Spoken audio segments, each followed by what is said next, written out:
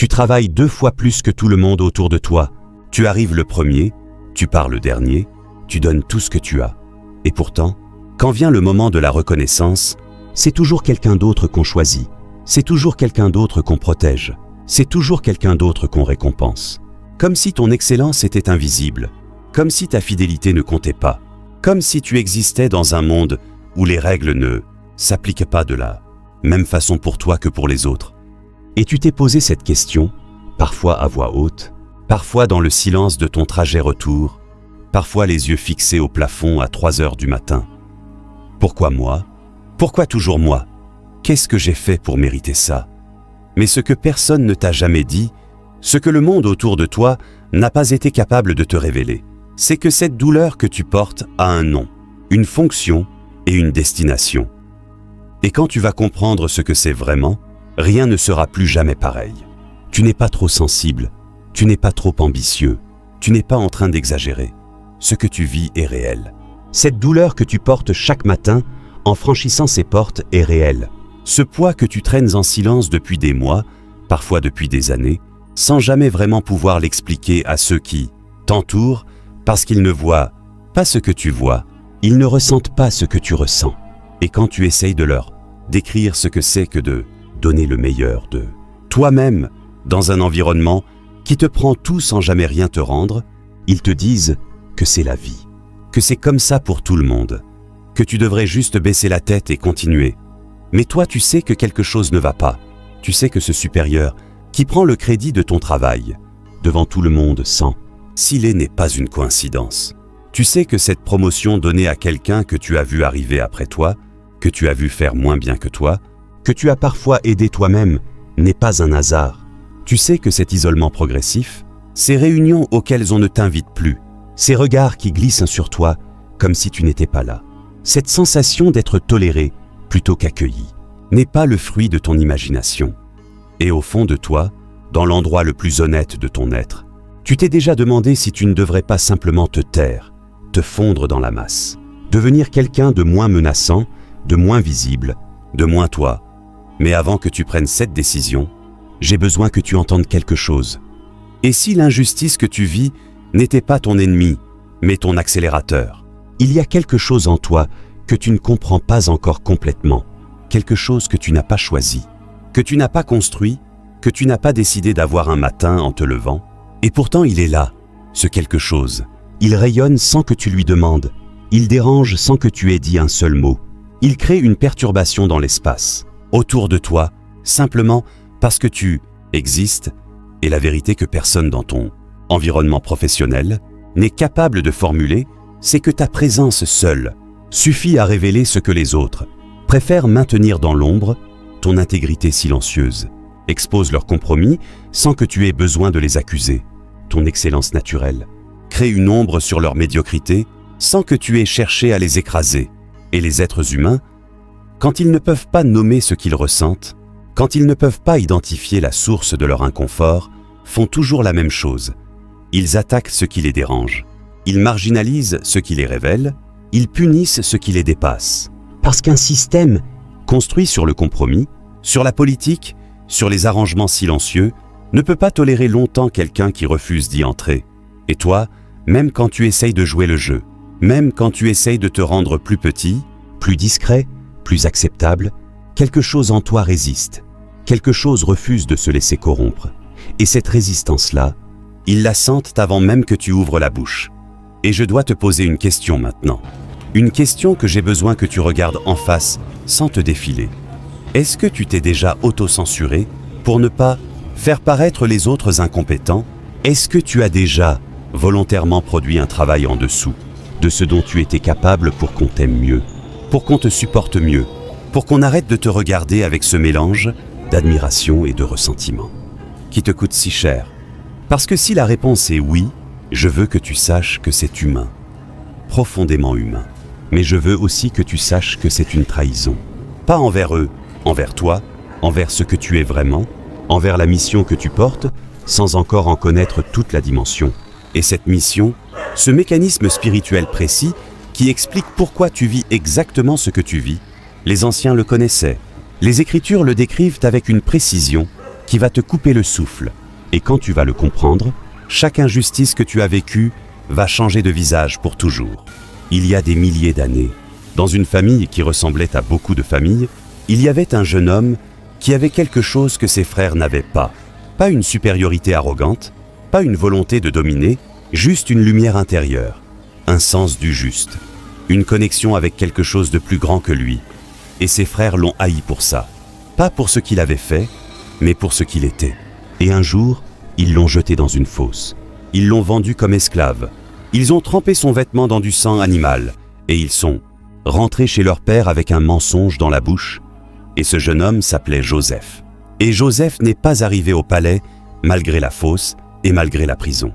Il y est arrivé à cause d'elle. Parce que chaque injustice qu'il a traversée était une coordonnée précise. Sur la carte de son destin, la fosse l'a séparé de l'environnement qui aurait étouffé sa grandeur. La prison l'a placé exactement là où il devait. Rencontrer exactement les personnes qu'il devait rencontrer. Et ce que tu dois comprendre, maintenant, c'est que la fosse. Dans ta vie, c'est peut-être ce bureau où tu m'humilies chaque semaine. La prison, c'est peut-être ce contrat qu'on t'a refusé, cette opportunité qu'on t'a volée, ce poste qu'on a donné à quelqu'un d'autre sous tes yeux. Et il y a 3 raisons spirituelles précises pour lesquelles tu vis ce que tu vis. La première, c'est l'épreuve de caractère. Parce que Dieu ne peut pas confier une grande mission à un petit caractère. Et le confort ne construit pas ce que l'injustice forge. La patience sous la pression, l'intégrité quand personne ne regarde, la capacité à continuer d'avancer quand tout te dit d'abandonner. Ces qualités-là ne se développent pas dans la facilité, elles se développent exactement dans ce que tu traverses en ce moment. La deuxième raison, c'est la purification de ta dépendance humaine. Parce que tant que tu cherches la validation de ton employeur, l'approbation de ton chef, la reconnaissance du système, tu restes prisonnier d'une cage que tu n'as même pas vue se refermer sur toi. Et l'injustice te libère de force de ce que tu n'aurais jamais quitté volontairement. Elle coupe les cordes qui te retenaient à des espaces qui n'étaient pas à la hauteur de ce que tu portes. Et la troisième raison, la plus bouleversante, c'est le repositionnement divin, parce que chaque porte fermée injustement n'est pas une punition. C'est une redirection, et je dois te poser cette question maintenant. Et si la personne qui t'a volé ta promotion t'avait en réalité sauvé d'une cage dorée, et si rester dans ce poste t'avait maintenu confortable mais étouffé, et si ce qu'on t'a pris était exactement ce qui t'empêchait d'aller là où tu dois vraiment aller? Parce que la graine ne demande pas au sol de la libérer avec douceur, il faut que quelque chose la brise, il faut que l'obscurité la traverse, il faut qu'elle meure à ce qu'elle était pour devenir ce qu'elle est destinée à être. Et toi, tu n'es pas une victime de ce que tu traverses. Tu es une graine en train de mourir à ta forme ancienne pour exploser vers une lumière que tu n'imagines pas encore. Maintenant que tu comprends ce qui se passe vraiment, maintenant que tu vois le mécanisme derrière ce que tu vivais sans pouvoir l'expliquer, il y a des choses que tu ne peux plus te permettre de faire, des réflexes que tu dois reconnaître et abandonner, pas parce qu'ils sont mauvais, mais parce qu'ils te coûtent plus qu'ils ne te protègent. Et le premier, c'est de te suradapter pour être accepté, de modifier qui tu es, d'arrondir tes angles, d'éteindre ta lumière pour que les autres se sentent mieux dans l'obscurité. Parce que chaque fois que tu fais ça, tu ne gagnes pas leur amour. Tu perds un morceau de toi-même, et un élu qui se trahit pour être toléré est un élu qui retarde sa propre destinée. Le deuxième piège, c'est l'amertume. Et je sais que tu comprends ce dont je parle. Je sais qu'il y a des noms dans ta tête en ce moment, des visages, des scènes que tu as rejouées des dizaines de fois, et je ne vais pas te dire que c'est mal de ressentir ça. Je vais juste te dire que l'amertume est un poison, que tu bois en espérant que c'est l'autre qui meurt, et que tant que tu portes le nom de celui qui t'a trahi comme une pierre dans ta poitrine, tu lui donnes encore du pouvoir sur ton avenir. Et le troisième piège, c'est de confondre la fuite avec la délivrance, de quitter par orgueil blessé ce que Dieu n'a pas encore fini d'utiliser pour te former, parce qu'il y a une différence entre une porte que Dieu ferme et une porte que tu claques par colère. Et cette différence-là peut te coûter des années. Alors voilà les 3 postures que l'élu doit tenir. La première, c'est l'ancrage intérieur. Continuer à produire avec une excellence absolue, non pas pour être vu, non pas pour forcer la reconnaissance, mais parce que c'est qui tu es, parce que tu travailles pour une audience que les yeux humains ne peuvent pas voir. Et cette excellence-là, personne ne peut te la voler parce qu'elle ne dépend de personne d'autre que toi. La deuxième posture, c'est la lecture. Spirituel en temps réel, apprendre à remplacer la question « Pourquoi ?» moi par la question « Qu'est-ce que ceci est en train de construire en moi ?» parce que l'une te maintient dans la position de victime et l'autre te replace dans la position d'héritier en formation.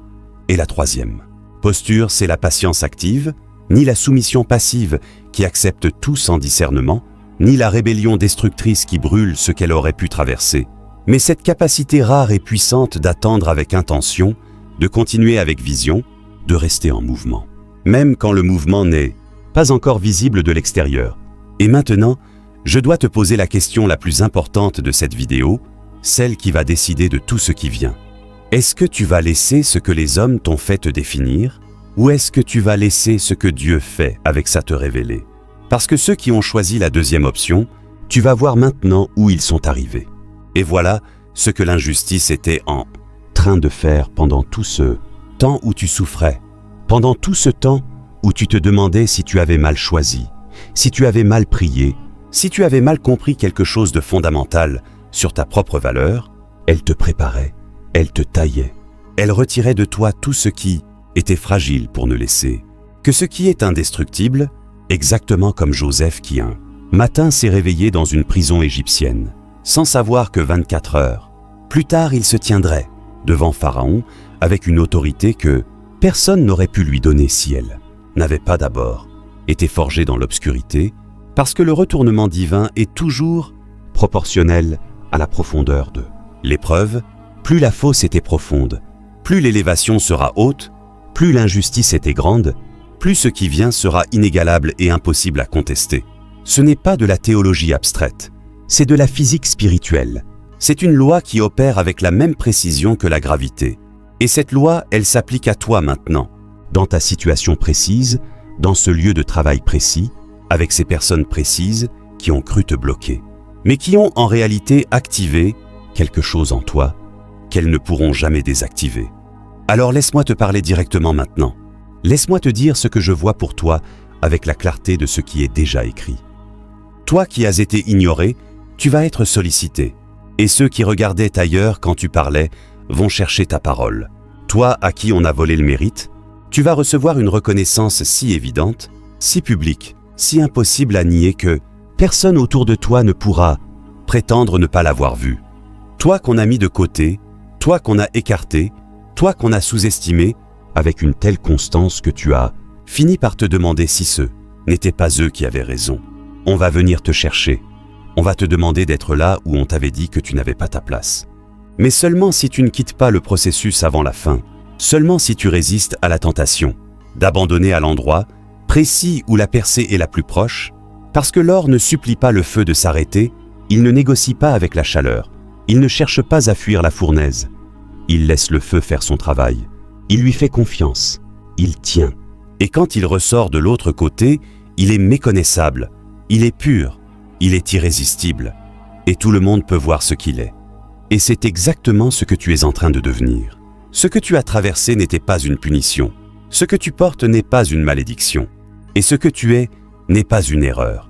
Tu es un élu en formation, tu es de l'or dans une fournaise, tu es une graine qui mourrait, à sa forme ancienne, pour exploser vers quelque chose que le monde autour de toi n'est pas encore équipé pour imaginer. Et si cette vidéo a mis des mots sur quelque chose que tu portais depuis longtemps, sans pouvoir l'exprimer, si quelque chose dans ce que tu as entendu ce soir a résonné dans un endroit de toi que tu croyais incompris, alors tu n'étais pas là par hasard. Tu étais exactement là où tu devais être, à exactement le bon moment. Et maintenant, je veux que tu fasses quelque chose de simple, mais de puissant. Descends dans les commentaires et écris le mot « Joseph ». Juste ce mot, pour que je sache que tu es là, pour que je sache que tu traverses quelque chose en ce moment et que tu as choisi de ne pas lâcher, parce que je veux voir ton nom dans cette section. Je veux que tu saches que tu n'es pas seul dans ce processus.